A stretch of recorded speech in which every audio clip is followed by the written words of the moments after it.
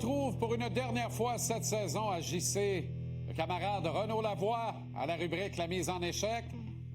Renaud, est-ce que tu es avec nous? Oui, bon, j'espère que je suis oui, là. Bonsoir. Non, on a eu quelques glitches techniques dans les dernières semaines. Quelle mauvaise Des choses qui arrivent, malheureusement. Des choses qui arrivent. Particulièrement en Floride. L'Internet pas fiable en Floride. C'est pas toujours très fiable. Hein? C'est ça mérite une tape sur les doigts. Ouais, effectivement. Ouais. Ils ont d'autres qualités, il paraît. Je connais quelqu'un qui m'a dit ça, là. Alors, que fera Connor McDavid, mon cher ami? OK.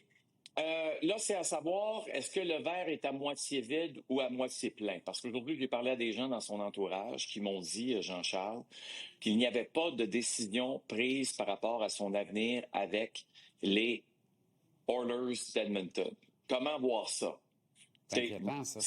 Ben oui, parce que normalement, on devrait entendre, inquiétez-vous pas, c'est sûr que Connor va revenir avec les Oilers, tu comprends? Ouais. Et là, présentement, d'une certaine façon, il n'y a pas cette garantie qu'il va revenir.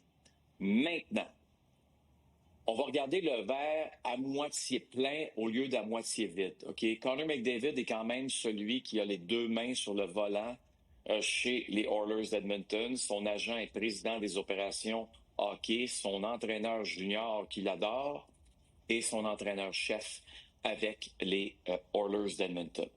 J'ai toujours cru que Connor McDavid allait être le premier joueur qui allait gagner 20 millions de dollars par saison.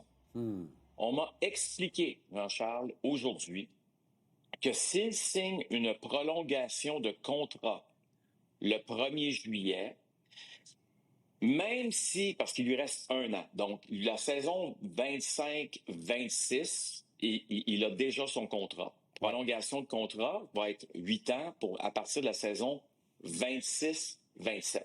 Exact. Ce que je vais dire là, aux gens à la maison, je sais que c'est très technique, OK?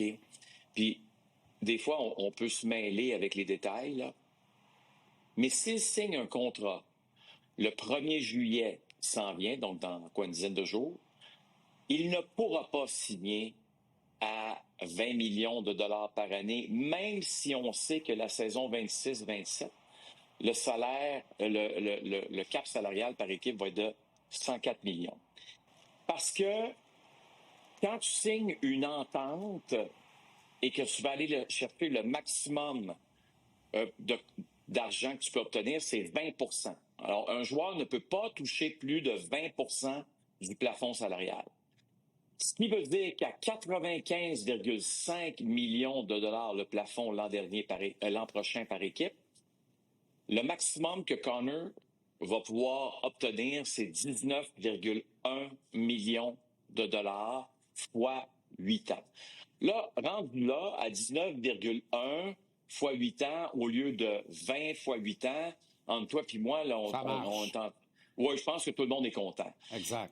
Si j'étais propriétaire des Oilers, président des opérations hockey, demain matin, j'appelle son agent, je lui dépose tout de suite la prolongation de contrat, qui est de 19,1 millions fois 8 ans. Je lui dis, Connor, c'est réglé, tu restes avec nous jusqu'à, souhaitons-le, la fin de ta carrière. Et ça à partir de ce moment-là, ans. Oui. Puis après ça, il en signera un autre contrat parce qu'il va être capable encore de jouer à 37 ans. Ouais. Alors, moi, Jean-Charles, je regarde tout ça, je pense que les Oilers doivent être plus que proactifs.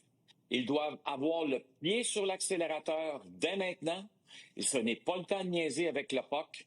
Tu veux garder ce joueur-là dans ton organisation le plus longtemps possible et tu dois absolument lui offrir le maximum. Là, chez moi, là, il devrait juste toucher 17 ou ça devrait être 16 ou 15 et demi. Non. Vas-y, 19,1. On ferme les livres puis on s'assure d'avoir le meilleur joueur au monde pour les 8 prochaines années. Puis après ça, on va s'arranger. Puis en donnant plus de 14 millions par année à Léon, la direction des Oilers s'est peinturée dans le coin, là. Tu comprends? Fait que ça établissait la barre minimale pour McDavid, mais le minimum étant au moins 2 millions de plus que ça. Puis si on parle en dollars, on est déjà plus loin dans les dollars maintenant avec l'explosion du plafond salarial annoncé dans les derniers mois. Maintenant, s'il dit « J'ai besoin de réfléchir, puis, savez-vous quoi? On va jouer la prochaine saison, puis on verra après. Oh. Connor, par respect pour nous et pour les partisans de l'équipe, acceptes-tu de nous donner une short list puis de nous permettre de compléter une transaction? Si on complète avec un de ces clubs-là, tu t'entends avec eux pour 8 ans. Parfait. S'ils me donnent 19 par année, j'y vais. Parfait. Done deal. Puis on perd pas tout au change. Là. Mais là, ça va être 19 x 7. Ah non, parce qu'il est échangé. Non, il va être échangé, il va signer après. 19 x 8. 19 x 8. T'as raison. Peux-tu imaginer les 2 joueurs générationnels encore actifs de la Ligue nationale, Sidney Crosby et Connor McDavid, échangés dans le même été, Renaud? Aïe aïe. Si c'est ça, là, bienvenue dans un nouveau monde. Presque bienvenue dans un nouveau monde. Puis, c'est là où, si jamais, pour une raison quelconque, là, Jean-Charles, et je ne dis pas que c'est ce qui va arriver, le pourcentage doit être très faible. Mais à la question à Connor McDavid, on t'offre 19 millions, fois 8 ans, est-ce que tu l'acceptes ou non? Puis il dit, laissez-moi réfléchir. À partir de ce moment-là, comme tu dis, donne-moi ta petite liste. Moi, mes yeux se tournent automatiquement vers Toronto et les Maple Leafs. Très intéressant. Très intéressant. Automatiquement. Ça serait fantastique. Ça serait fantastique qu'il demeure au Canada.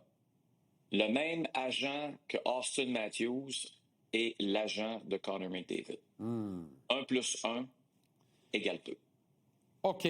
Quelle équipe a été la meilleure, pour rester dans le ton, quelle équipe, dans le même thème, quelle équipe a été la meilleure contre les Panthères?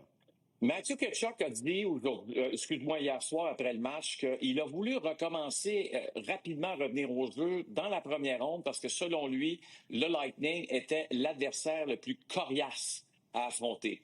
Selon moi, on va aller voir ce qui s'est passé dans le match numéro 7 entre les Maple Leafs et les Panthers de la Floride en deuxième ronde.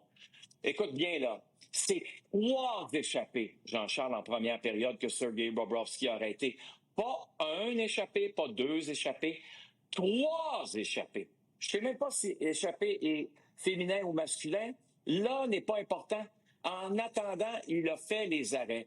S'il ne fait pas ces arrêts-là, les Panthers ne s'en vont pas en troisième ronde affronter les faibles Hurricanes. OK? Tout ça pour dire que j'ai parlé à plusieurs personnes encore aujourd'hui qui m'ont répété l'adversaire le plus coriace est probablement l'équipe qui aurait remporté la Coupe Stanley.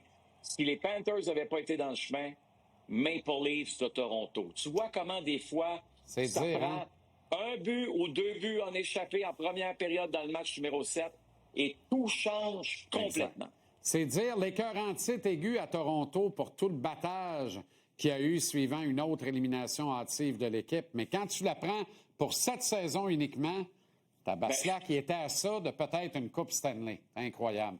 Renaud, merci pour ta disponibilité extraordinaire au cours de la saison. Toujours un plaisir. Abonnés de notre chaîne vont priser tes propos et ton travail au repêchage amateur la semaine prochaine. Quant à moi, je te retrouve à la mi-septembre avec grand bonheur, mon ami. Merci infiniment. Repose-toi, c'est tellement mérité. Promis, je vais me reposer. Salut Jean-Charles, bon été. Bon été à toi aussi, Renaud. Merci infiniment.